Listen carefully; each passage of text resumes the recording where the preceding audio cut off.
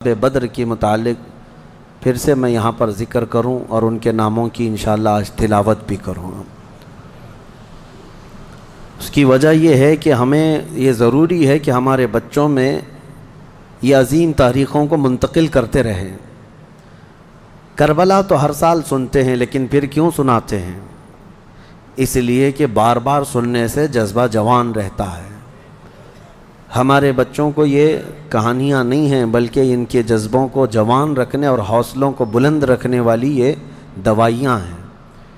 جنگ بدر جس کو 14 صدیاں گزر گئے لیکن ظالم کفار آج بھی بھول نہیں سکے۔ جنگ بدر کا ایک رخ پوری دنیا جانتی ہے، بلکہ سب چڑھ چڑھ کر کے بیان بھی کرتے ہیں اس کو، یہ دشمنان اسلام۔ اس کا پس منظر کیا تھا، وہ کیوں ہوئی تھی، اس پر کوئی کلام نہیں کرتے، کیونکہ درد مرنے کا زیادہ ہوتا ہے۔ تو یہ مرے زیادہ تھے، اس میں 70 کافر مرے تھے اور 70 قیدی بن کر کے آئے تھے۔ پوری جنگ بدر میں ان کفار کو صرف یہی دکھتا ہے کہ 70 لوگوں کو مارا اور 70 کو پکڑ کر کے قیدی بنا لیا۔ پوری جنگ بدر میں یہی نظر آتا ہے۔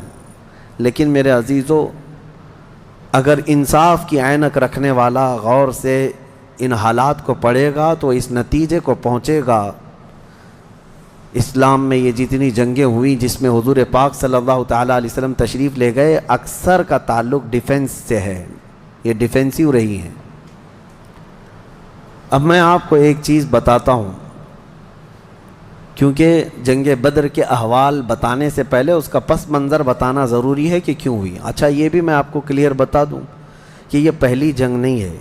جیسے کہ مشہور ہے نا جنگ بدر، اس سے پہلے بھی چھوٹی چھوٹی جنگیں ہوئی ہیں، لیکن جو بڑی جنگ جس میں مقابلہ ہوا اور جس میں اللہ نے روشن فتح عطا کی، وہ بدر کی جنگ ہے، 17 رمضان المبارک 2 ہجری کو۔ انشاءاللہ میں سیرت کے درس میں عرض کروں گا، جنگ بدر سے پہلے بھی 6 جنگیں ہوئی ہیں تقریباً، جس میں کچھ صحابہ گئے تھے، کچھ میں حضور بھی گئے تھے، کچھ میں ہلکی پھلکی مڑبھیڑ ہوئی اور کسی میں جنگ نہیں ہوئی۔ لیکن جو بڑی یعنی صف آرا ہو کر جنگ ہوئی تھی وہ جنگ بدر، یہی 17 رمضان المبارک والی، یہ پہلی ہے۔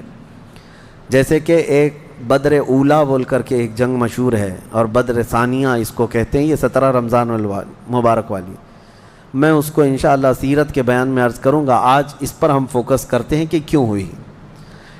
13 سال مکہ مکرمہ میں نبی پاک صلی اللہ تعالیٰ علیہ وسلم نے گزارے اعلان نبوت کے بعد۔ ویسے تو 53 سال آپ وہاں رہے، 13 سال اعلان نبوت کے بعد کیا کیا تکلیفیں نہیں اٹھائیں۔ آپ نے سیرت کے درس میں بھی سنا ہوگا، اس رسول محترم صلی اللہ تعالیٰ علیہ وسلم کو مارا بھی گیا، پیٹا بھی گیا، ان کے ساتھیوں کو طرح طرح کے عذابات دیے گئے۔ تاریخ آج محفوظ ہے، لیکن ظالموں کو یہ نظر نہیں آتا آتنک کون پھیلایا ہوا تھا۔ یہی کفار تھے، یہ مشرکین تھے، یہ دہشت گرد تھے۔ مجھے بتاؤ، رسول پاک کے غلاموں کو سولی پر لٹکا کر ان کی ناک کاٹنا، ان کے کان کاٹنا، ان کے ناخنوں کو پکڑ سے کھینچنا، کیا یہ دہشت گردی نہیں ہے؟ حضور پاک صلی اللہ تعالیٰ علیہ وسلم کے چہیتے صحابی حضرت عمار بن یاسر کو انہوں نے آگ میں جلایا تھا۔ حضرت بلال حبشی کو تو روزانہ رسی پیر میں ڈال کر کھینچا جاتا تھا۔ حضرت عامر بن فہیرہ، حضرت ابو فقیہہ، حضرت خباب ابن الارت، حضرت خبیب ابن عدی، حضرت سیدہ سمیہ، ان کو تو گھوڑے کے پیروں میں باندھ کر کے شہید کر دیا گیا تھا۔ کیسے طرح طرح کے عذابات دیے تھے کفار مکہ نے، ایک دو نہیں ہے، ظلم کی ایک لمبی داستان ہے۔ اور پھر پلس اس پر نبی پاک صلی اللہ علیہ وسلم کو ان کے خاندان سمیت سوشل بائیکاٹ کر کے رکھنا۔ حضور نے 3 سال تک 2 پہاڑیوں کے بیچ کے درے میں گزارے ہیں، اور ایسے کہ پورے مکہ والے پہرا لگا کر بیٹھتے تھے 24 گھنٹے تک نگرانی کے، کوئی جا نہ پائے حضور تک، ان کے خاندان تک۔ ان دنوں میں نبی پاک صلی اللہ علیہ وسلم پتے کھاتے رہے اور چمڑوں کو ابال کر کے پانی میں وہ کھاتے رہے۔ 3 سال گزرے ہیں، جبکہ مشرکین مکہ میں سے ہی کچھ اہل خیرت جو تھے انہیں رحم آ گیا ان معاملات کو، اور انہوں نے یہ معاہدہ توڑا۔ وہ آ کر کے، کوئی دوسرے نہیں، صحابہ نے نہیں، جو کافر تھے انہی میں سے 10-12 لوگ، انہوں نے دیکھا اتنی تکلیف یہ ہم میں ہی سے تو ہیں، اور وہ بھی قریش خاندان جو ہم میں سے سب سے معزز خاندان ہے، اس کا ایسا بائیکاٹ کرنا کہ ان تک ایک چاول کا دانہ نہ پہنچے، یہ کیسی مصیبتیں ڈال کر رکھی گئیں اپنے بھائیوں پر۔ مشرکین نے خود یہ توڑا تھا معاہدہ، اور پھر ان کو ہر طرح کے سہولیات مہیا کر دی تھی حضور کے خاندان کو۔ یہ تکلیفیں 70 صحابہ مکہ چھوڑ کر کے حبشہ جا چکے تھے ہجرت کر کے، معمولی بات ہے؟ آپ کے محلے سے 4 لوگ جائیں کیا حالات ہوتے ہیں۔ یہ آج ظالم کتے جو ہے گھروں کے دروازوں پر زبردستی کا بورڈ لگا کر کے پلائن کرتے رہتے ہیں، ہاں، کہ یہاں سے محلہ خالی ہو رہا ہے مسلمانوں کی وجہ سے، ایک ہندو گھر یہاں سے شفٹ ہو رہا ہے، ہجرت کر رہے ہیں، مائیگریٹ کر رہے ہیں۔ یہ ناٹک ہے، کوئی چیز نہیں۔ کبھی تم نے تاریخ یہ بتائی کہ 70 صحابہ جو اپنا گھر بار سب چھوڑ کر، جس میں خود رسول اللہ کی بیٹی بھی ہے، حضرت رقیہ اور حضرت عثمان غنی، دونوں حضور کے داماد بھی، حضور کی بیٹی بھی ہیں، یہ حبشہ چلے گئے تھے ہجرت کر کے۔ حضور صلی اللہ علیہ وسلم کے خاندان کے کتنے لوگ، حضرت جعفر طیار مولا علی کرم اللہ وجہہ الکریم کے سگے بھائی ہیں۔ حضور پاک صلی اللہ علیہ وسلم کے خاندان کے کتنے لوگ نکل کے جا چکے تھے حبشہ میں، ایتھوپیا، عرب لوگ افریقہ میں جا کر کے رہ رہے ہیں۔ اور پھر اس کے 3 سال کے بعد حضور خود ہجرت کر کے چلے گئے مدینہ۔ تو حضور ہجرت کر کے گئے تو کیا اکیلے گئے؟ 1 سال نہیں گزرا تھا کہ مکہ میں جتنے مسلمان تھے سب کے سب ہجرت کر کے مدینے چلے گئے۔ مکہ والوں کو سکون سے رہنا چاہیے نا، بات ہو گئی نا۔ میں آپ کو بتا دوں، کفار و مشرکین کبھی کسی بات سے راضی نہیں ہوتے، اور نہ کبھی یہ سکون، ذہنی سکون ان کو نہیں حاصل ہو سکتا۔ تم اگر کوئی محلہ چھوڑ کر کے بھی چلے گئے تو تمہارے سے دشمنی ان کی کم نہیں ہوتی۔ جو دشمن ہے وہ دور بیٹھ کر کے ہی جلتا رہتا ہے کہ وہاں سکھ سے کیوں رہ رہے ہیں یہ لوگ، یہاں سکون سے کیوں رہ رہے ہیں لوگ۔ مدینے جب رسول پاک اور ان کے صحابہ گئے تو مکہ والوں کو تو جو معاملہ تھا ختم ہو گیا، جن سے تمہاری روزانہ لڑائی ہوتی تھی وہ جا چکے، نہ ان کے صحابہ ہیں نہ وہ رسول پاک وہاں پر ہیں، نہیں۔ اس کے باوجود ان کفار مکہ نے کیا کرنا شروع کیا؟ 10 لوگ، 15 لوگ، 20 لوگ کبھی جتھا بنا کر کے مدینے تک جاتے تھے، رات کے وقت وہاں کے مسلمانوں کے باغیچے کھجوروں کے جلا کے آ جاتے، اور کبھی اگر 2-4 صحابہ مسلمان باہر نظر آتے تو ان کو پکڑ کر پیٹتے تھے، مارتے تھے۔ کہاں پر؟ مدینے میں جا کر۔ جب اس قدر ظلم بڑھ گیا تب میں آپ کو بتاؤں 13 سال کے بعد اللہ نے جہاد کا حکم نازل فرمایا، اے محبوب کھڑے ہو جائیں اور جو آپ سے لڑ رہے ہیں ان سے مقابلہ فرمائیں۔ 13 سال تک تو کبھی لڑنے کا حکم نہیں آیا۔ مدینہ طیبہ میں جانے کے بعد جب مسلمانوں کی اپنی ریاست بن گئی، وہاں اپنی ایک حکومت اسٹیبلش ہو رہی ہے، تب یہ جا کر کے اگر اس کے اندر دسیسہ کاری کریں، پیوند کاری کی بجائے وہاں جا کر کے شب خون ماریں رات کے وقت، تو پھر اللہ تعالیٰ کا حکم نہیں آئے گا۔ میں اس سے قبل ایک مثال سے پوچھا تھا آپ کو، یہ کہتے ہیں نا، آج بھی ہم نے 22ویں پارے میں ایک آیت پڑھی ہے، ملعونین اینما ثقفوا اخذوا وقتلوا تقتیلا۔ اس کو وہ 26 آیتوں میں گناتے ہیں جس کو یہ لوگ کہتے ہیں آتنک کا بڑھاوا دیتی۔ اللہ نے فرمایا لعنت کیے ہوئے لوگ ہیں یہ سب، جہاں پائے جائیں پکڑے جائیں اور ٹکڑے ٹکڑے کر کے مارے جائیں۔ یہ آیت ہے، اور یہ کہتے ہیں کہ یہ دیکھو آتنک کو بڑھاوا دیتی، یہی دیکھ کر کے مسلمان کاٹتے ہیں سب کو۔ میرے عزیزو، آیت جو نازل ہوئی کب ہوئی؟ یہی میں نے آپ کو یہی مثال اس سے قبل بتائی تھی۔ ہمارا دیش، ہمارا ملک امن و امان کے ساتھ رہ رہا ہے، 4 لوگ بھی اگر دشمن ملک کے ہمارے ملک میں داخل ہو جائیں تو ہائی اتھارٹی کیا حکم دے گی؟ سپریم کورٹ ہو یا وزارت داخلہ، ہوم منسٹری ہو یا کوئی بھی ڈپارٹمنٹ کے لوگ کیا حکم دیں گے؟ یہ 4 دشمن جہاں پائے جائیں ان کو پکڑو اور مار دو۔ پولیس کو تو آن دا اسپاٹ شوٹ کرنے کا حکم ہوگا، انکاؤنٹر کر دیں ان کا، کیوں؟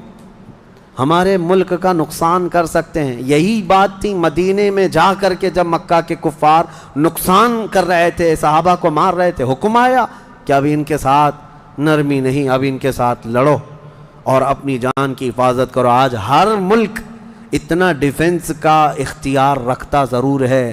جاؤ گھس کر کے دکھاؤ کسی ملک میں, بغیر ویزے کے جائیں گے تو پکڑ کر کے مار ڈالیں گے, بارڈر کراس کرو تو شوٹ کر دیں گے, جبکہ چوری کرنے کی نیت نہ ہو تب بھی. لیکن اسلام جو مارنے آ رہے تھے ان کو مارنے کا حکم دیا. اب سنو بدر کیوں ہوئی تھی. مسئلہ یہ تھا, دوسری ہجری تھی, مکہ مکرمہ میں قافلہ تجارت کا قافلہ ملک شام جا رہا تھا. اچھا, اب شام کا جو لوکیشن ہے وہ مدینے کے پاس سے ہو کر گزرتا ہے. راستہ ایک شاہراہ ہے, یعنی جس کو کہتے ہیں ہائی وے, سب سے بڑا انٹرنیشنل ہائی وے اس زمانے کا, وہ مدینے کے پاس سے گزرتا تھا. تو ملک شام تجارت کے لیے جو جانے والے ہوتے تھے مکہ سے, وہ اسی راستے سے جاتے, مدینے کے پاس سے قریب سے گزرتا. قریب کا مطلب بہت قریب بھی نہیں. تو نبی پاک صلی اللہ علیہ وسلم نے فرمایا جب تک ہمارا مکہ والوں سے امن کا ایگریمنٹ نہ ہو جائے, معاہدہ نہ ہو جائے, ہم ان کا ہر راستہ بھی روکیں گے. ہم ان کا راستہ بھی روکیں گے. ہوتا ہے یا نہیں, اگر آپ کا کسی دوسرے سے جھگڑا ہو جائے تو آپ آس پاس کے راستے بھی بلاک کر دیں گے کہ دشمن ادھر کے راستوں کو بھی استعمال نہ کرے. یہی معاملہ تھا. حاج جو ہے دنیا کو میں بتاؤں, یہ راستہ روکنے والی بات کو بھی میں بتاتا ہوں. کہتے ہیں کہ مکہ والے تجارت کے لیے ملک شام جا رہے تھے تو ان کا راستہ روکنے کا کیا حق تھا مدینے والوں کو, کیا حق تھا؟ آج مجھے بتاؤ, جس ملک سے تمہاری دشمنی ہو جائے کیا وہ اپنا فلائی زون تمہیں یوز کرنے دے گا؟ تمہارا پلین بھی اڑ کے جا سکے گا اس ملک کے اوپر سے؟ سعودی نے تو ابھی بین کر رکھا تھا قطر کو, اس کا نہ پلین اترتا نہ ہی ہوائی اسپیس استعمال کر سکتا تھا. قطر جو ہے کوئی چیز استعمال نہیں کر سکتے. ان کی آپسی دشمنی میں جب یہ راستے بند کر سکتے ہیں, آپسی دشمنی تھی, یہ کون سی اسلام اور کفر کی دشمنی. اسی طرح سے ایران پر جو پابندیاں ہیں, ایران کا ایک جہاز جس سے اس کے سفارتی تعلقات نہیں, کیا وہ اسرائیل کے اوپر سے اڑ سکتا ہے؟ نہیں اڑ سکتا. راستے تو آج بھی ان لوگوں نے بند کر رکھے ہیں ایک دوسرے کی تجارت کے, ٹریڈنگ پابندیاں آج بھی چلتی ہیں. 1400 سال پہلے جب نبی پاک صلی اللہ علیہ وسلم نے صرف ان کا راستہ روکنے کی بات کی تو آج یہ پوری دنیا کے جو ماڈرن اپنے آپ کو کہتے ہیں اور بہت زیادہ ویل ایجوکیٹڈ سمجھتے ہیں, ان کے پیٹ میں درد ہونے لگتا ہے کہ یہ کیسا راستہ روکنے والا کیا سسٹم تھا. راستہ روکنے والا وہی سسٹم تھا جو آج تمہارا باپ روکتا ہے امریکہ. جس طرح سے لوگوں کے اوپر تجارت کی پابندیاں لگاتا ہے, جس طرح سے ہائی ڈیوٹی کسٹم لگا کر کے لوگوں کی اکنامک کو گراتا ہے, یہ تو وہی سسٹم ہے نا. لیکن نبی پاک صلی اللہ علیہ وسلم نے ایسا نہیں کیا تھا. صحابہ اکرام کو مدینے سے کہا کہ دیکھو اگر ان کا قافلہ تجارت کا شام جا رہا ہے تو ہم جائیں گے, راستہ روکیں گے. حضور اپنے صحابہ کو لے کر نکل پڑے. یہ 17 رمضان جنگ بدر کی بات نہیں کر رہا ہوں, اس سے پہلے کی بات کر رہا ہوں. 6 مہینے پہلے حضور گئے, چند مہینے پہلے یا چند دن پہلے, ایگزیکٹ نہیں کہہ رہا ہوں. تو ابو سفیان قافلہ تجارت کا جو لے کر جا رہا تھا وہ سپہ سالار یا امیر قافلہ تھا. اس کو خبر ہو گئی کہ نبی پاک صلی اللہ تعالیٰ علیہ وسلم اپنے صحابہ کے ساتھ میرا راستہ روکنے آئے ہیں, تو راستہ کاٹ لیا اور ملک شام دوسرے راستے سے پہنچ گیا. حضور پاک صلی اللہ علیہ وسلم کو نہیں ملا. حضور واپس مدینے آ گئے. کئی دن گزرے, ملک شام میں اس نے تجارت کی, خوب نفع کمایا اور واپس مکہ تو جانا تھا. تو مکہ جب جانے لگا تو پھر میرے آقا کو خبر آئی. نبی پاک صلی اللہ علیہ وسلم نے پھر صحابہ سے کہا کہ چلو پھر سے اس کا راستہ روکتے ہیں. پھر گئے, لیکن اس بار ابو سفیان پھر خبر پا کر کے دوسرے راستے سے چلا گیا مکہ. لیکن مکہ پہلے ہی ابو سفیان نے قاصد بھیج دیا تھا, کہا تھا کہ محمد اور ان کے ساتھی تمہاری تجارت کو لوٹ لیں گے, ختم کر ڈالیں گے, قافلہ تمہارے ہاتھ نہیں آئے گا, تم ہماری مدد کے لیے آؤ. یہ قاصد مکہ جیسے ہی پہنچا وہاں کھلبلی مچ گئی. سب جمع ہو گئے جتنے خاندان تھے کہ ہمارا بھی مال ہے, ہمارا بھی مال ہے. اور ابو جہل تو بھڑکا رہا تھا, خوب بھڑکا رہا تھا. سب کو جمع کر لیا, لیکن اتفاق ایسا کہ وہ مکہ والوں کے نکلنے سے پہلے ابو سفیان اپنی تجارت کا قافلہ صحیح سلامت مکہ لے کر پہنچ گئے. بات ختم ہو گئی.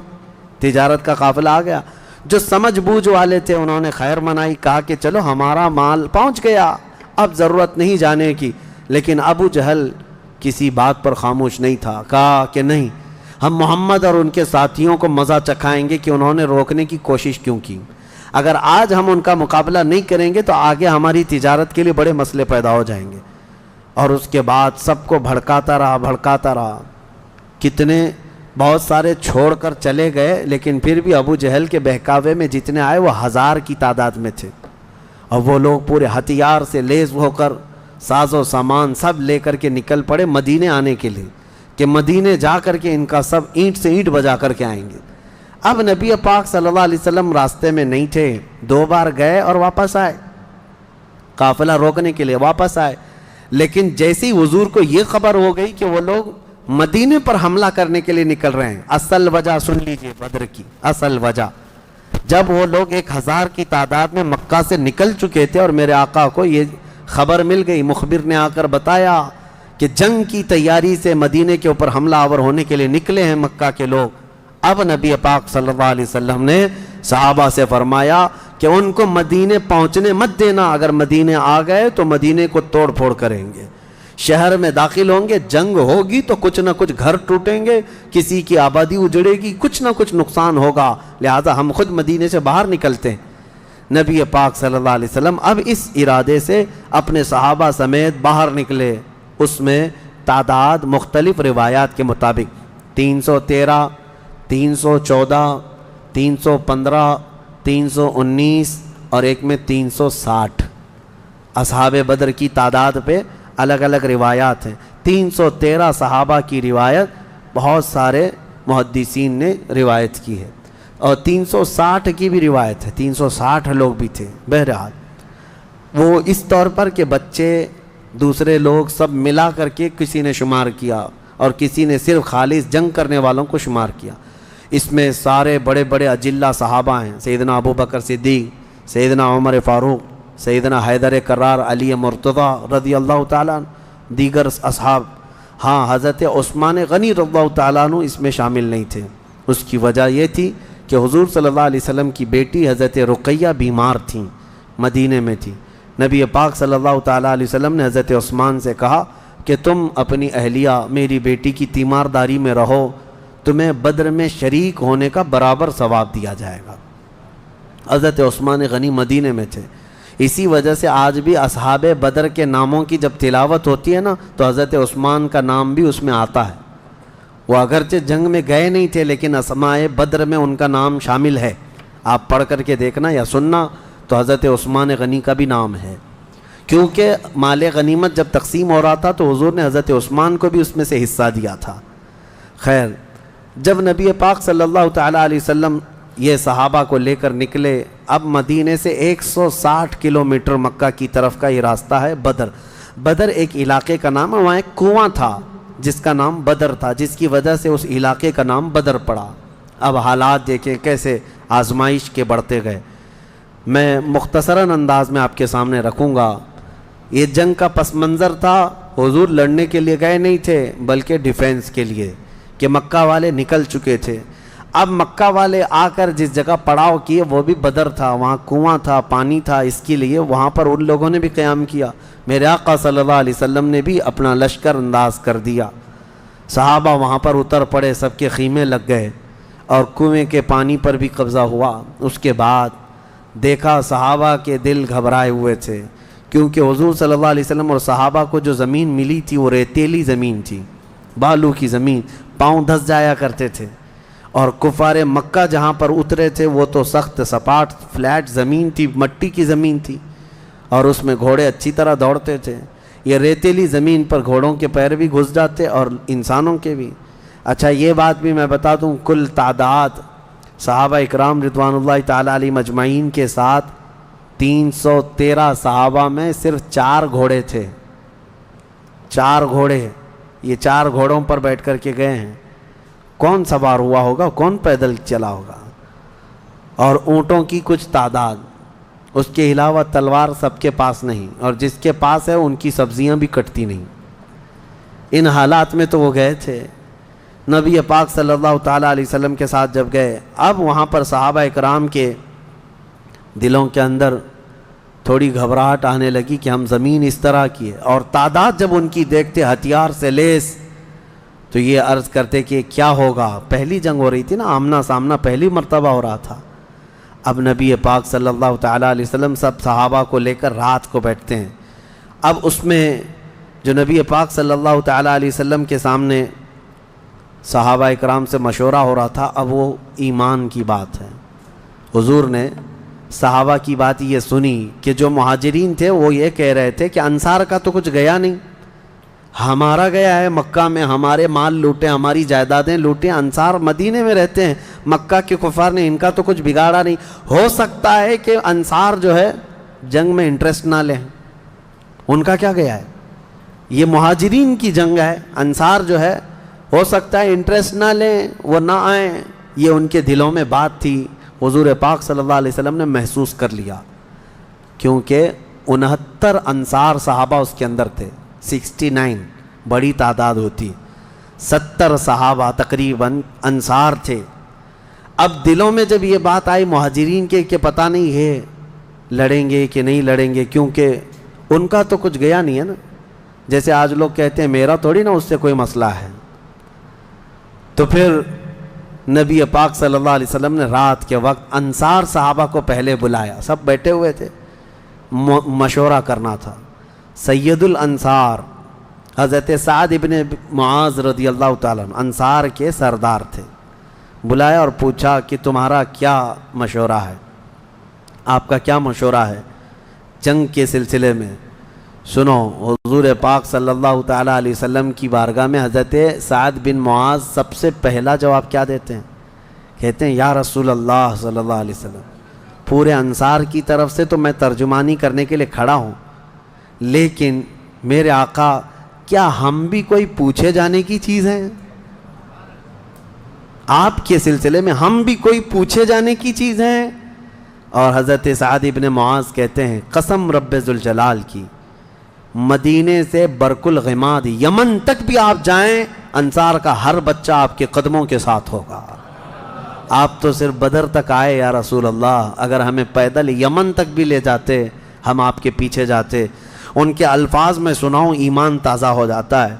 حضرت سعد ابن معاذ رضی اللہ تعالیٰ عنہ فرماتے ہیں یا رسول اللہ صلی اللہ علیہ وسلم، آج میں سارے انصار صحابہ کی طرف سے ترجمانی کرتے ہوئے، جس کو کہتے ہیں ریپریزنٹیٹیو، میں کھڑا ہوں، عرض کرتا ہوں میرے آقا اگر کسی کے ذہن میں یہ بات ہے تو وہ نکال دے کہ ہم صرف اپنے وطن میں رسول اللہ کی مدد کرتے ہیں، بلکہ اللہ کے نبی صلی اللہ تعالیٰ علیہ وسلم جس کونے میں جائیں گے انصار کو وہاں حضور پائیں گے۔ اب حضور کی بارگاہ میں عرض کرتے ہیں آقا آپ کو کل اختیار ہے، آپ کو کل اختیار ہے۔ اب سنو حضرت سعد ابن معاذ کے یہ بدر کے میدان سے ایک دن پہلے کے الفاظ ہیں، ایک دن پہلے کے الفاظ ہیں، یا رسول اللہ صلی اللہ علیہ وسلم آپ کو کل اختیار ہے، جس کا رشتہ ملانا ہے ملا دیجیے آپ، اور جس کو توڑنا ہے آج ہی آپ فرما دیں، ہم ہمیشہ آخری سانس تک کے لیے توڑ دیں گے۔ اگر آپ فرما دیں کہ اس کی بیوی اس کے لیے حلال نہیں، اس کا بیٹا نہیں، یا رسول اللہ آخری سانس تک ہم اس سے رشتہ توڑ دیں گے۔ یہ بدر میں جانے سے پہلے حضرت سعد ابن معاذ کہتے ہیں جس کا رشتہ آپ ملانا چاہیں میرے آقا ملا دیں، اور جس کا ختم کرنا چاہتے ہیں توڑ دیں، اور جس کو موجودہ حالات میں رکھنا چاہتے ہیں میرے آقا پسند فرما لیں، اور ہمارے مال آپ کے لیے حاضر ہیں یا رسول اللہ، اور ہمارے جس قدر منشا ہو قبول فرمائیں۔ ہاں حضرت سعد ابن معاذ کہتے ہیں ہمارے پاس جو کچھ بھی ہے یا رسول اللہ یہ ہمارا مال حاضر ہے۔ اب یہ دیکھو ادب کے الفاظ، حاضر ہے یا رسول اللہ، جتنا آپ کو چاہیے ہمارا پورا مال قبول کر لیں اور جتنا چاہے چھوڑ دیں، اور قسم رب ذوالجلال کی جو آپ نے چھوڑ دیا وہ دنیا کی سب سے بری چیز ہے ہمارے لیے، جو آپ نے قبول کیا وہ ہمارے لیے سب سے عمدہ چیز ہے۔ یہ بدر کے میدان میں حضرت سعد ابن معاذ رضی اللہ تعالیٰ عنہ کی تقریر چل رہی ہے، اور اس کے بعد حضور پاک صلی اللہ تعالیٰ علیہ وسلم کی بارگاہ میں یہ کہتے ہیں یا رسول اللہ قسم اس رب ذوالجلال کی جس نے آپ کو سچی نبوت کے ساتھ بھیجا، اللہ کی قسم اگر آپ ہمیں حکم دیں سمندر کو چیر کر نکل جانا ہے، رب ذوالجلال کی قسم یا رسول اللہ انصار کا ہر بچہ سمندر میں کود پڑے گا۔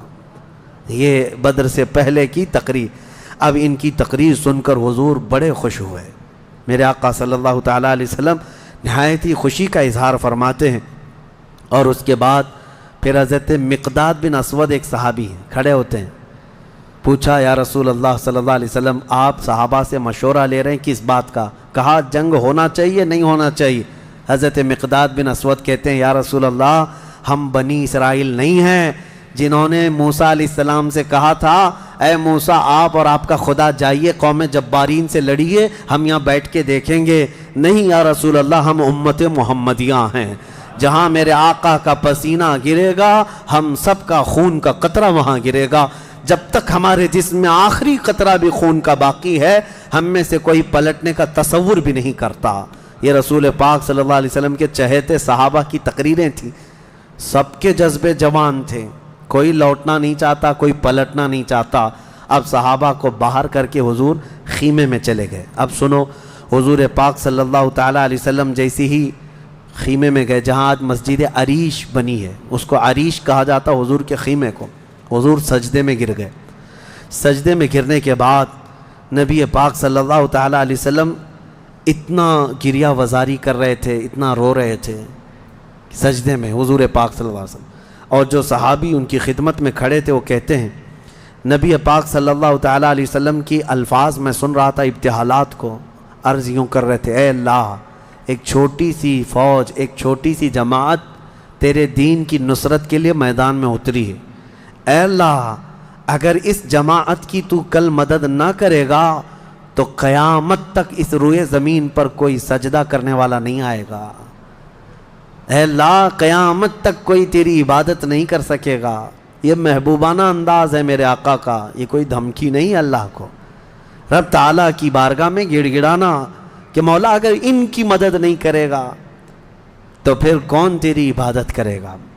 اور اس کے بعد اچانک حضور صلی اللہ علیہ وسلم اٹھے سجدے سے، پیشانی چمک رہی تھی اور حضور مسکرا رہے تھے۔ دو صحابہ کھڑے تھے، کہا یا رسول اللہ صلی اللہ علیہ وسلم آپ اتنی گریہ وزاری کرتے کرتے بھی مسکرانے لگے۔ کہا میرے رب نے میری ڈھارس بندھا دی، مبارک ہو، بشارت ہو، میں نے ابھی ابھی جبرائیل کو جنگی لباس پہن کر اترتے دیکھا ہے، جبرائیل امین آ گئے ہیں۔ وہ صحابہ دوڑے دوڑے گئے، باہر جا کر کہے مبارک ہو اللہ کے نبی کو مدد آ گئی ہے۔ ابھی رات کا حصہ گزرا نہیں تھا کہ بارش برسنے لگ گئی۔ میرے آقا نے فرمایا اے میرے صحابہ اللہ کی دوسری مدد آ گئی۔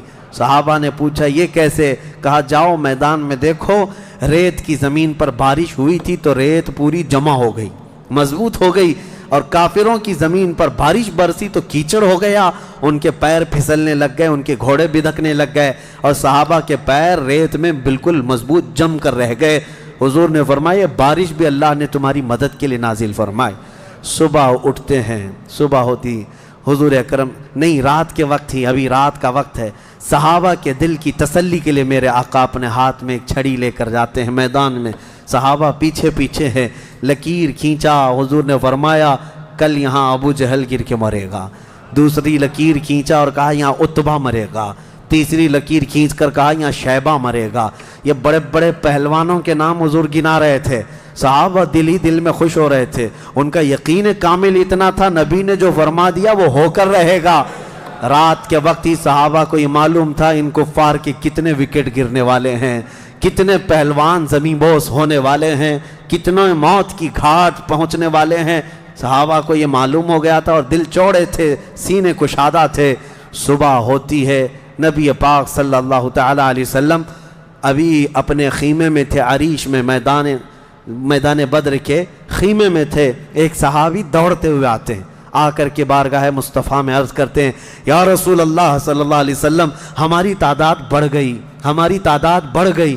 حضور پاک صلی اللہ علیہ وسلم سے وہ کہہ رہے ہیں پہلے کافروں کی تعداد اتنی زیادہ تھی، 1000 کی تعداد. صحابہ دیکھتے گھبرا جاتے. اور اس پر وہ کمینے کیا کر رہے تھے؟ رات بھر ناچ رہے تھے، گانے گا رہے تھے، کباب بھون رہے تھے اور نعرے لگا رہے تھے، جیت ہماری، جیت ہماری، جیت ہماری، جیت ہماری. ان کے الفاظ تھے، اشعار گنگنا رہے تھے. اور رات بھر کھانا پینا، رقص سرور، ڈھول باجے سب چلتا رہا. اور ادھر صحابہ عبادت میں مصروف ہیں، اللہ کی بارگاہ میں گڑ گڑا رہے ہیں. اور صبح جب ہوئی تو ایک صحابی دوڑتے ہوئے آئے، کہا میرے آقا ہماری تعداد بڑھ گئی ہے، 313 نکلے تھے لیکن میدان میں اب بہت زیادہ ہو گئے ہیں ہم لوگ. حضور پاک صلی اللہ علیہ وسلم نے فرمایا میرے چہیتے جاؤ، وہ ہماری تعداد نہیں، اللہ کے ملائکہ آ چکے، اللہ کے فرشتے آ چکے تمہارے اس فوج کے اندر. صحابہ کہتے ہیں جب میدان میں ہم اترے، اب یہ 17 رمضان المبارک جمعہ کا دن تھا، یوم البدر، یوم الفرقان جس کو کہتے ہیں. میرے عزیزو، اسلام کی عظیم تاریخ پنہاں ہے، اس میں عظیم تاریخ پنہاں ہے. نبی پاک صلی اللہ تعالیٰ علیہ وسلم کی طرف سے میدان بدر میں سب سے پہلے اترنے والے کون لوگ تھے؟ کون لوگ تھے؟ سب سے پہلے نبی پاک صلی اللہ تعالیٰ علیہ وسلم کی طرف سے حضرت امیر حمزہ رضی اللہ تعالیٰ عنہ، دوسرے حضرت ابو عبیدہ بن جراح، تیسرے حیدر کرار شیر خدا علی مرتضیٰ رضی اللہ تعالیٰ عنہ. یہ تینوں حضرات اترے اور ان کے مقابل میں جو کفار آئے تھے وہ اپنے اپنے وقت کے بڑے بڑے پہلوان تھے. بڑے بڑے پہلوانوں کو انہوں نے اتارا تھا میدان بدر میں. اور جب مقابلہ ہوا تو سب سے پہلا وار حضرت امیر حمزہ کا سامنے والے پر پڑا، وہ گاجر کی طرح کٹ کر گر گیا ایک ہی وار میں. حضرت ابو عبیدہ بن جراح زخمی ہوئے، سامنے والے سے تھوڑے زخمی ہوئے، پھر حضرت حمزہ نے وہ بھی محاذ سنبھالا اور ان کے مقابل کو بھی مار کر گرایا. ادھر حضرت علی کرم اللہ وجہہ الکریم کی عمر کم تھی، اس وقت ان کی عمر زیادہ نہیں تھی، 22 سال کی عمر یا 25 سال کے اس وقت کی عمر تھی حضرت علی کرم اللہ وجہہ الکریم کی. اس وقت حضرت علی جب آئے بالکل جوانی، یعنی 20-22 سال کی عمر، مولا علی کرم اللہ وجہہ الکریم نے اس سے جب مقابلہ کیا تو ذوالفقار حیدری نے ایسا ضرب لگایا کہ اس کی لوہے کی ٹوپی کاٹتے ہوئے 2 ٹکڑے ہو گئے. پہلی مرتبہ بدر کے میدان میں آواز آئی تھی سارے صحابہ کی اللہ اکبر. یہ نعرہ تکبیر تھا جو سب سے پہلے بلند ہوا. فرماتے ہیں اس آواز کی ہیبت ایسی تھی کہ کفار کے خیمے ہل گئے اور ان کی صفوں میں ہلچل مچ گئی، دہشت طاری ہو گئی. صحابہ کے اسی نعرے کو دیکھ کر علامہ اقبال نے شعر کہا تھا، یہ نکلے تھے مڑی ہوئی تلواریں لے کر، کٹی ہوئی اور زنگ آلود تلواریں لے کر جن سے سبزی نہیں کٹتی تھی، لیکن جب نعرہ لگائے تھے اللہ کی مدد ایسی آئی تھی کہ یہ سب زمین بوس ہو گئے دشمن. اقبال نے کہا تھا کفر دم توڑ دے گا ٹوٹی ہوئی شمشیر کے ساتھ، کفر دم توڑ دے گا ٹوٹی ہوئی شمشیر کے ساتھ، گر تم نکلا جاؤ ایک بار نعرہ تکبیر کے ساتھ. یہ انہی صحابہ کا نعرہ تھا جب انہوں نے پہلی مرتبہ بلند کیا. یہ لڑائی چلتی رہی شام تک، شام ہونے نہ پائی. دوپہر تک اس لڑائی کو پہلے ایک بعد دیگرے، اس کے بعد پھر گھماسان کی لڑائی ہوئی. لیکن کفار مکہ میں سے کچھ لوگ کہتے ہیں ہم تو بڑے حوصلوں سے آئے تھے لڑنے کے لیے، بڑے حوصلوں سے آئے تھے. جن کو یہ مدینے میں مکہ میں پکڑ کے مارتے تھے وہ آج ان کے مقابل میں تھے. کوئی کسی کا غلام تھا، کوئی کسی کا رشتہ دار بھی تھا، لیکن مقابلے میں جب آئے وہ کفار مکہ کہتے ہیں ہم تو بڑے ہمت کے ساتھ لڑنے کے لیے آئے تھے، لیکن جب ہم لڑنے جا رہے تھے تو ہمارے مقابل میں اجنبی لوگ آ رہے تھے، اجنبی لوگ آ رہے تھے اور ان کی ہیبت ایسی طاری ہوتی کہ ہم نے ان کو نہ مکے میں کبھی دیکھا تھا نہ مدینے میں کبھی دیکھا تھا. یہ وہ بدری ملائکہ تھے جو جبرائیل امین کی سپہ سالاری میں آئے تھے. اب یہاں ایک بات میں بتانا چاہتا ہوں، ایک فرشتہ اتر جائے کافی ہے. آپ کو پتہ ہے قوم شعیب جب نافرمانی کر رہی تھی تو اللہ تعالیٰ نے عذاب کیا بھیجا تھا؟ جبرائیل امین علیہ السلام کو اتارا تھا. انہوں نے ایک چیخ ماری تھی، چنگھاڑ، اور ان کی آواز کی ہیبت سے جتنے پہاڑوں میں تھے یہ قوم شعیب سب کے بھیجے کانوں سے نکل آئے تھے اور زمین پر گر کر مر گئے تھے.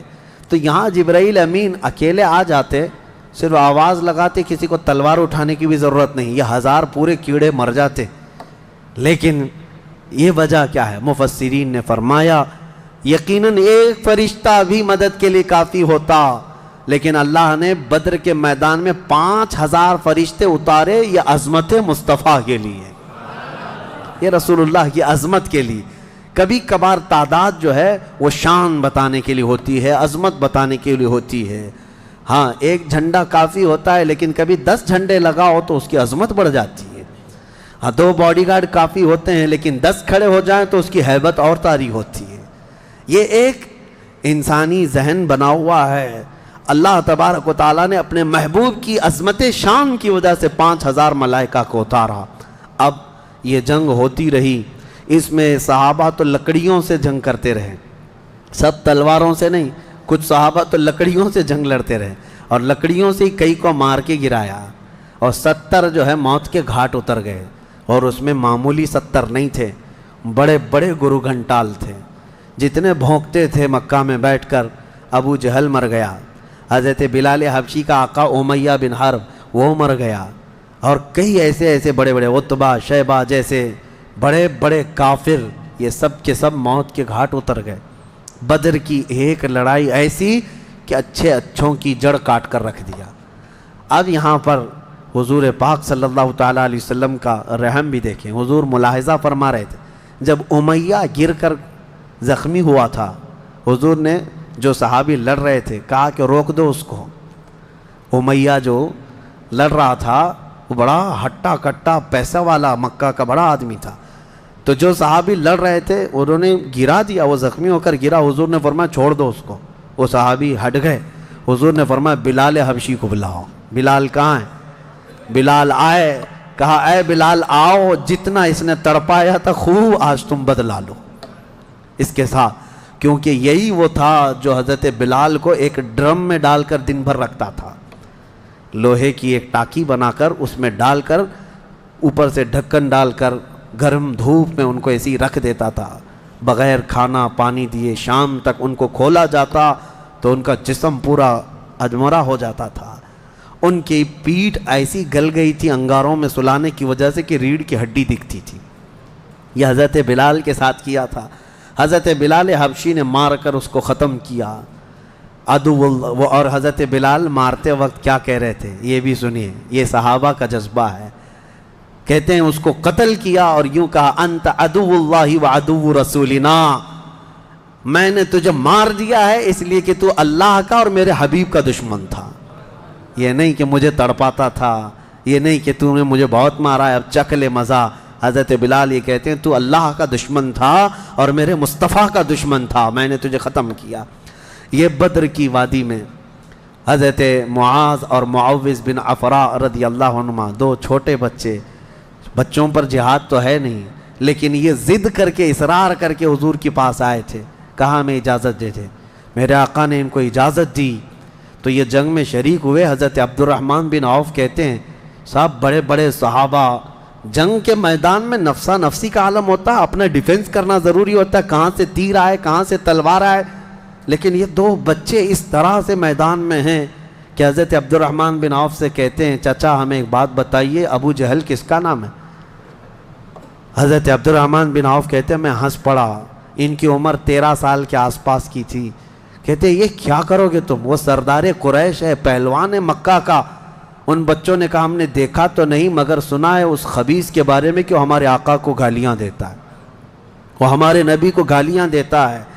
یہ اصل محافظین مصطفیٰ تھے، محافظین ناموس رسالت تھے، نبی پاک صلی اللہ علیہ وسلم کی عزت کے لیے۔ میرے عزیزو یہ بچے کھیلنے کے لیے ضد نہیں کر رہے تھے، جان ہتھیلی پر لانے کے لیے ضد کر رہے ہیں۔ حضور پاک صلی اللہ علیہ وسلم کی بارگاہ میں آئے اور اس کے بعد حضرت عبد الرحمن بن عوف کہتے ہیں میں ابھی بات چیت کر ہی رہا تھا کہ ابو جہل سامنے گھوڑے پر بیٹھا جا رہا تھا، میں نے اشارے سے بتایا وہ دیکھو وہی مردود ہے جو گھوڑے پر جا رہا ہے۔ یہ دونوں بچے چیل کی طرح جھپٹ گئے اس کی طرف اور بھاگتے ہوئے اس کی طرف گئے۔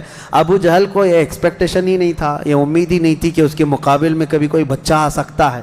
غرور و تکبر میں ہمیشہ وہ سوچتا تھا بڑے بڑوں سے ہی لڑنا ہے ہم کو، اور دیکھا تو چھوٹے بچے آئے، ایک بچے نے گھوڑے کی ٹانگ پر تلوار ماری، ابو جہل نیچے گر گیا، گھوڑا بھی گرا وہ بھی گرا، اور جیسے ہی گرا دونوں اس کے سینے پر چڑھ کر بیٹھ گئے۔ سینے پر چڑھ کر بیٹھ گئے اور گردن پر تلوار رکھی. تو جانتے ہیں ظالم یہ زمانے بھر کا بڑا گستاخ اور گستاخوں کا باپ کیا کہتا تھا؟ عربی میں شعر کہہ رہا ہے اس وقت. کہتا ہے میں عرب ہوں موت سے ڈرتا نہیں، میں عرب ہوں موت سے ڈرتا نہیں، لیکن افسوس مجھے اس بات کا ہے کہ میرے مقابل کا آیا نہیں. اس کو افسوس یہ ہے کہ مجھے کوئی پہلوان نے مارا نہیں، مجھے چھوٹے بچے مار رہے ہیں. اور بعض لوگوں نے کہا ہے کہ اس کی یہ خواہش تھی، کہا کاٹنا ہے تو گردن تھوڑا نیچے سے کاٹو، کیونکہ سب کٹے ہوئے گردنیں رکھی جائیں تو میری گردن تھوڑی اونچی دکھے. غرور و نخوت کبھی نہیں جاتا، گھمنڈ و تکبر کبھی نہیں جاتا. ان بچوں نے ختم تو کر دیا ابو جہل کو. اور مشہور ہے، کیا ہی بہترین کہا، ہم جیسے لاکھوں کروڑوں کی جوانیاں ان بچوں کے قدموں پر قربان. ہم ان کے ناخنوں تک بھی نہیں پہنچ سکتے جنہوں نے دفاع کیا ہے، ڈیفنس کیا ہے میرے مصطفیٰ کی عزت کا. اوروں نے کافروں کو مارا ہوگا، ان بچوں نے تو پورے کفر کو مارا ہے. اوروں نے جاہلوں کو مارا تو انہوں نے ابو جہل کو مارا ہے، جہالت کے باپ کو مارا ہے. اسی جنگ میں شہزادے حضرت معاذ کا مونڈھا کسی کافر نے مار کر کے ختم کر دیا، تلوار سے کندھے کو مار دیا. لیکن جذبہ ختم نہیں ہوا، اس بچے نے دوسرے ہاتھ میں تلوار لی اور لڑنا شروع کیا، اور اپنے ہاتھ کو پیر میں دبا کر کھینچ کے نکال دیا. یہ زیادہ دیر تک نہیں، یہ دونوں شہزادے لڑتے رہے میدان بدر میں. شام سے پہلے دونوں بچے بھی شہید ہوئے. حضرت معاذ بھی شہیدوں میں ہیں، حضرت معوذ بھی شہیدوں میں ہیں.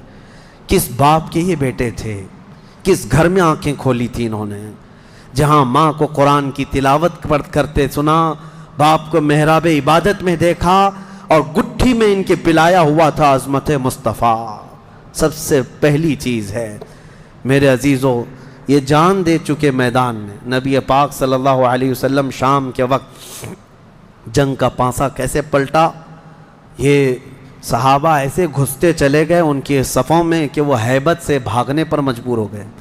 مکہ کے کفار جتنے بھی تھے سب کے سب اپنا ساز و سامان چھوڑ کر میدان سے بھاگنے لگ گئے.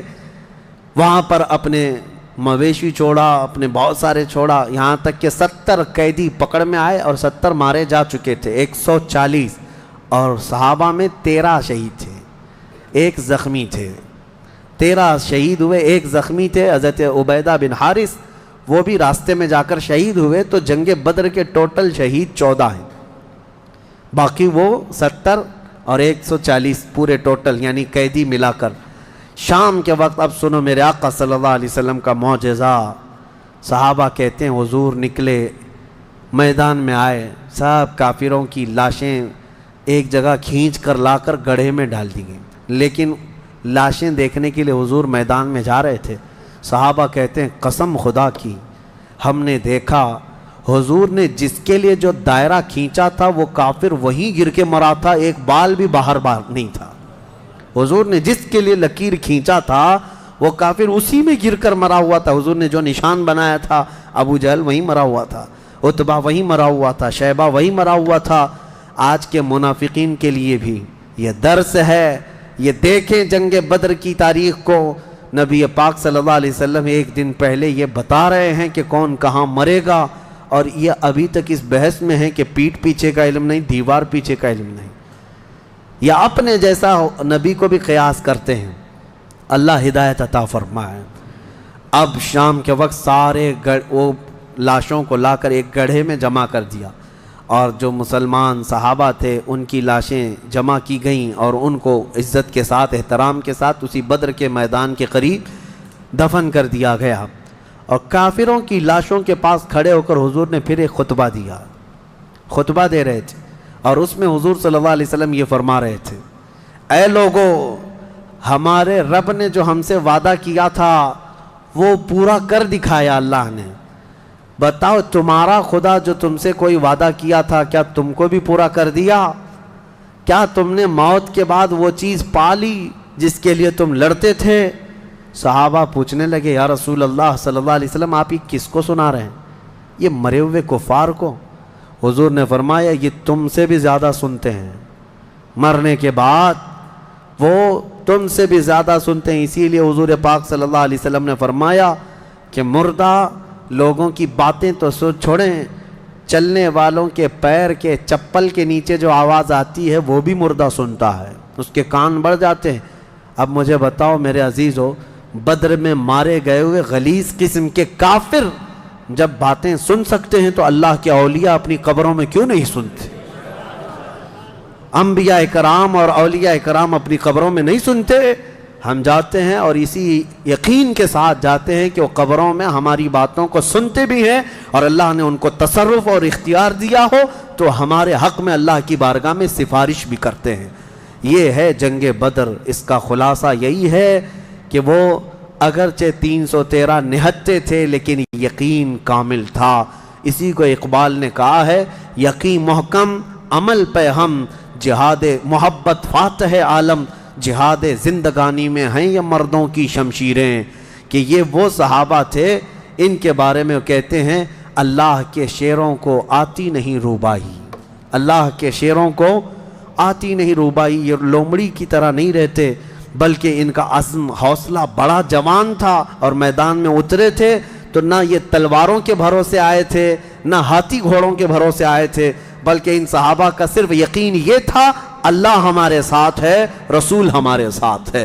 اے مومنوں، آج اس بدر کی تاریخ کے بعد میں آپ سے بھی یہی کہنا چاہوں گا، آج جتنے بھی ابو جہل ناچ رہے ہوں ان کو ناچنے دو اور پکار کر کہو ان اللہ معنا، بے شک اللہ ہمارے ساتھ ہے، بے شک اللہ ہمارے ساتھ ہے. آزمائش ہوگی، امتحان ہوگا، کچھ تو مریں گے کچھ تو کٹیں گے، لیکن غلبہ حق کا ہی ہوگا. حل الحق یعلو ولا یعلی علیہ، فرمایا گیا حق ہمیشہ بلند ہو کر رہے گا، اس کے اوپر کوئی غالب نہیں آئے گا. ہو سکتا ہے صدیوں تک اس کو کوئی پکڑ کر کے رکھے، حق کو گرفتار کر کے رکھے، لیکن کبھی بھی وہ اس طرح نیست و نابود نہیں کیا جائے گا. قیامت تک حق کو بلند ہونا ہے. اللہ کریم ہم سب کو حق جماعت کے ساتھ زندہ رکھے اور ہمیں غلبہ اسلام کا وہ سنہرا دور عطا فرمائے جب ہم دیکھیں ہمارے ہر گھر سے آواز آئے لبیک یا لبیک یا لبیک یا. آؤ آج کے اس بدر کی تاریخ کے بعد ہماری بزرگوں کی یہ عادت کریمہ رہی ہے کہ انہوں نے اصحاب بدر رضوان اللہ تعالیٰ علیہ مجمعین کے ناموں کی تلاوت کو حرز جاں بنا کر رکھا ہے کہ بزرگوں نے فرمایا یہ 313 صحابہ کے ناموں میں اتنی تاثیر ہے کہ جو ان کے ناموں کی تلاوت کرتا ہے اللہ تعالیٰ اس کی کوئی دعا رد نہیں فرماتا. کئی حکایتیں حضرت دوانی رحمۃ اللہ علیہ، حضرت دارانی رحمۃ اللہ علیہ، انہوں نے کئی حکایتیں نقل فرمائی ہیں. فرماتے ہیں کہ پچھلے زمانے میں کئی ایسے حالات دیکھنے کو آئے جنہوں نے اسماء بدر رضوان اللہ علیہ اجمعین کی تلاوتیں کی ہیں، وہ راستے میں ڈاکوؤں سے محفوظ رہے. ایک صاحب تھے، وہ تجارت پر جا رہے تھے اور بیچ راستے میں سمندر میں ڈاکوؤں کی کشتیاں آئیں اس کی تجارت کے قافلے کو لوٹنے کے لیے، اور یہ اپنی کشتی میں اسماء بدر یعنی بدری صحابہ کے نام اپنے پاس رکھا اور تلاوت کرتا رہا. رات کے وقت کئی جگہ سے ڈاکوؤں نے حملہ کیا تو یہ اکیلا تھا. کہتا ہے میرے پیچھے سے اچانک ایک فوج آئی اور پھر وہ اچانک ان ڈاکوؤں سے لڑنے لگی، اتنا لڑی کہ وہ سب ڈاکوؤں کو مار کر ختم کیا. پورا پانی خون سے لال لال تھا. میں پڑھ کر کے دیکھا کہ یہ کون ہے، مدد کے لیے آئے ہیں. پلٹ کر کے میں نے پوچھا، آئی ہوئی جماعت نے کہا جن کے ناموں کی تو تلاوت کر رہا ہے ہم وہی اصحاب بدر ہے، رسول اللہ صلی اللہ تعالیٰ علیہ وسلم کے ساتھی ہیں. اللہ نے ہمیں تصرف دیا ہے. میرے عزیزو، آج بھی وہ صحابہ جو شہید ہیں ان کے متعلق قرآن کیا کہتا ہے؟ مردہ مت سوچو بھی مت. کہنا تو دور کی بات ہے، اللہ نے فرمایا وہ زندہ ہیں تمہیں اس کا شعور نہیں. آج میں ان کے ناموں کی تلاوت کرتا ہوں. ہر نام پر آپ رضی اللہ عنہ کہیں. کیا؟ اللہ ان سے راضی ہو، اور اس نیت سے کہ ہماری جو بھی پریشانیاں ہیں، مصیبتیں ہیں، بیماریاں ہیں، اللہ تعالیٰ سب دور فرمائے، دفع فرمائے، اور بیماریوں میں اللہ ہمیں شفا عطا فرمائے. الى شرف النبی الاکرم محمد المصطفیٰ صلی اللہ علیہ وسلم وآلہ وأصحابہ وأولیاء ملتہ وجميع المسلمین والمسلمات الکرام الفاتحہ.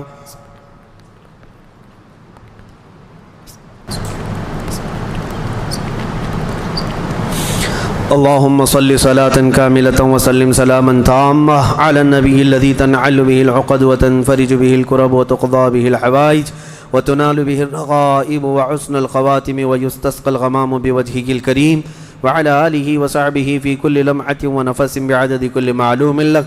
اللهم إني أتوسل إليك وأسألك يا الله بنبينا وسيدنا ومولانا محمد صلى الله عليه وسلم وسيدنا أبي بكر رضي الله عنه وسيدنا عمر رضي الله عنه وسيدنا عثمان وسيدنا علي وسيدنا طلحة وسيدنا الزبير وسيدنا عبد الرحمن وسيدنا سعد بن أبي وقاص وسيدنا سعيد بن زيد وسيدنا أبي عبيدة بن الجراح رضي الله عنهم والأخنس والأرقم وأنسة وإياس وأنيس وإياس وأنس وأبي وأسعد وأوس وبلال رضي الله عنهم وبجير وبحاث والبراء وبشير وبشر وتميم رضي الله عنهم وثقف وثعلبة وثابت وثعلبة وثعلبا رضي الله عنهم وجبر وجابر وجبير وجابر وجبار وعمزة وعاتب والحسين والعارث وعارثة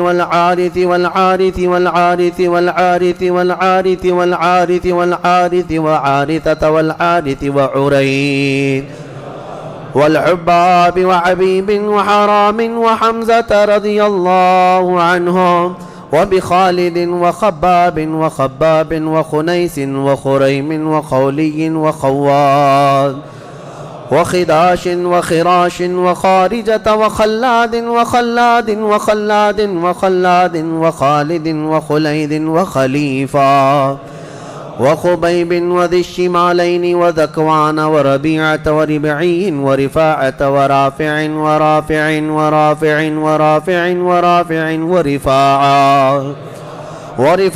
ورفاعة وراشد والربيع ورعيلة وزيد وزيد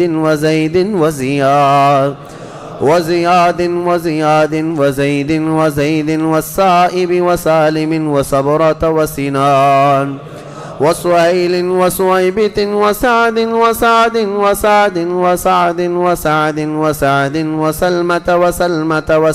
وسالم وسهل وسهيل وسعد وسماك وسفيان وسراقة وسليم وسليد وسنان وسواد وسدواد وشجاع وشماس وشريك وصفوان وصهيب وصبيع وصيفي والضعاك وضمرا وطليب والطفيل رضي الله عنهم وبعاقل وعبيدة وعمير وعبد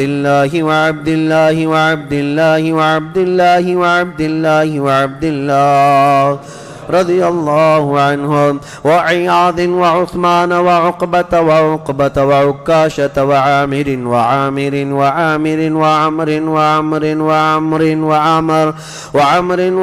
وعمارة وعويم وعباد وعبيد وعبد الرحمن وعبد الله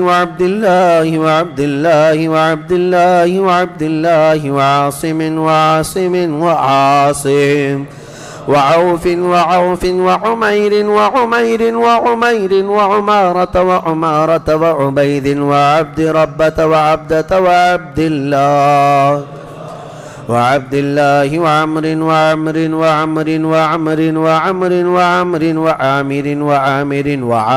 وعامر وعائذ وعاصم وعصمة وعسيمة وعبس وعباد وعبادة وعبد الله وعبد الله وعبد الله وعبد الله وعبد الله وعبد الله وعبد الله وعبد الله وعبد الله وعبد الله وعبد الله وعبد الله وعبد الله والعجلان وعتبان وعتبة وعتبة وعتبة وعقبة وعقبة وعدي وعطية وبغنام والفاكهة وفروة وقدامة وقتادة وقتبة وقيس وقيس وقيس وكعب وكعب ولبذا ومهجع ومالك ومالك ومدلاج ومسعب ومعمر ومرثد والمقداد ومستاح ومسعود ومسعود ومعرز ومعتب ومعن ومبشر ومحمد والمنذر ومالك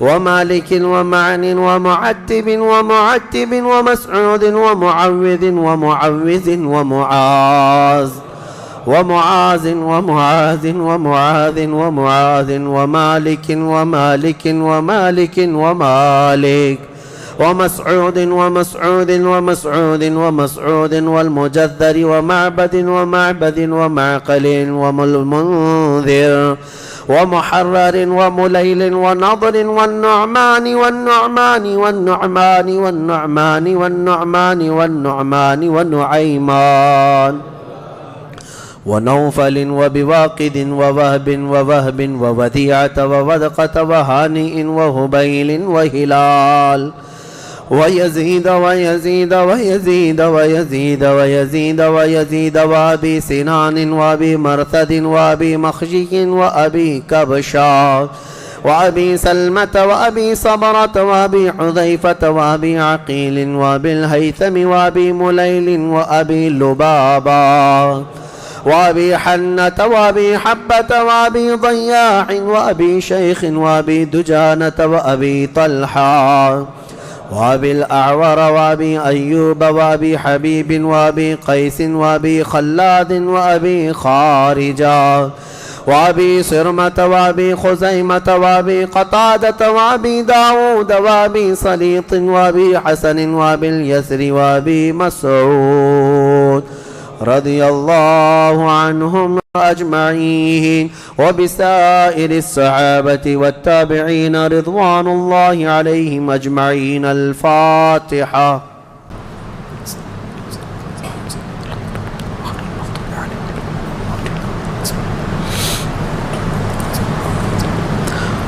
وصلى الله تعالى على خير خلق محمد وآله وأصحابه أجمعين. اللهم إنا نتوسل إليك باسمك العظيم وبجاه نبيك الكريم ووليك العظيم أن تكفر عنا الذنوب وتستر العيوب وتحسن الأخلاق وتوسع الأرزاق وتشفي الأسقام وتعافي الآلام، وأن تدفع عنا وعن أهل بلدنا وبيتنا هذا السم الناقع والداء القامع والوباء القاطع، إنك مجيب سامع. وأن تصرف عنا الطاعون والبلاء وتعصمنا من إنزال قهرك والوباء، وتحتجبنا بنورك من شر عدونا وشر الملعون ومن شر الوباء والطاعون. اللهم لا تؤاخذنا بسوء أفعالنا ولا تهلكنا بخطايانا. اللهم إنا نسألك أن تعيذنا من عذاب القبر وتؤمننا من الفزع الأكبر وتنجينا عن دار البوار وتسكننا الفردوس من دار القرار، بحق سيدنا ومولانا محمد وآله الأبرار وأصحابه الأخيار. يا الله يا رحمن يا رحيم يا عنان يا منان يا ذا الجلال والإكرام يا بديع السماوات والأرض يا حي يا قیوم، الہ العالمین ہماری اس محفل پاک و شرف قبولیت عطا فرما۔ اے کریم خدا ارحم الراحمین، جو کچھ کہا پڑھا سنا سب کو اپنی بارگاہ میں قبول فرما۔ اے اللہ، ایک مکمل ختم قرآن میری جانب سے اور جو یہاں پر تلاوتیں ہوئی ان سب کا ثواب تیرے حبیب پاک کی بارگاہ میں نظر قبول فرما۔ نبی پاک صلی اللہ تعالیٰ علیہ وسلم کے صدقے و توسل تمام انبیاء کرام علیہم السلام، خلفائے راشدین، صحابہ کرام، صحابیات، ازواج مطہرات، بنات طیبہ، شہداء کرام، صالحین، ائمہ مجتہدین، جملہ اولیاء کرام، تمام مومنین، مومنات، مسلمین، مسلمات کی روحوں کو نظر کیا قبول فرما۔ خصوصاً بالخصوص شہدائے بدر، اصحاب بدر، اصحاب احد، اصحاب خندق، اصحاب کربلا رضوان اللہ علیہم اجمعین کی بارگاہوں میں نظر مولا قبول فرما۔ ہم میں یہاں جتنے حاضر ہیں مولا، ہمارے خاندانوں میں، ہمارے والدین میں جو